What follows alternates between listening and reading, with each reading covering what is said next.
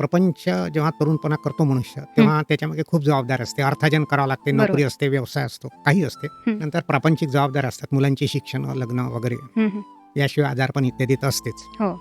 तर प्रपंचाला पुष्कळ वेळ द्यावा लागतो. हो.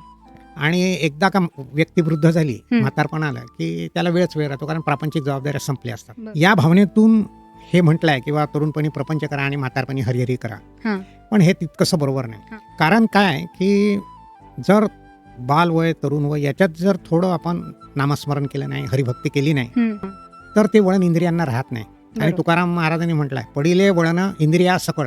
तर जे काय इंद्रियांना वळण बालपणी, तरुणपणी लागते तेच तुमचं म्हातारपणी राहते, ते बरोबर. बदलत नाही. हो. मग म्हातारपण आलं तर आता फावला वेळ खूप आहे, हां. पण मग तरी ते वाटते सिनेमा पाहा, क्लबमध्ये जावं, पार्ट्या अटेंड करावं, म्हणजे त्याची जो ओढा ह्या सांसारिक गोष्टीकडे राहतो. म्हणून तरुणपणापासून, बालपणापासून साधना केली पाहिजे. म्हणून जिव्हे वेगू कोरी असं जे माऊलीने म्हटलं, हां. किंवा ती जिभेला सवय राहू द्या हरिनामाची. याच्यात बरोबर. कधी कधी तुमचं मन राहणार नाही, यांत्रिकपणे होईल, हे मला मान्य आहे, हां. परंतु सवय ती करत सवय राहा. राहू द्या. बरोबर. मग काही काळाने भाव आपोआप येतो.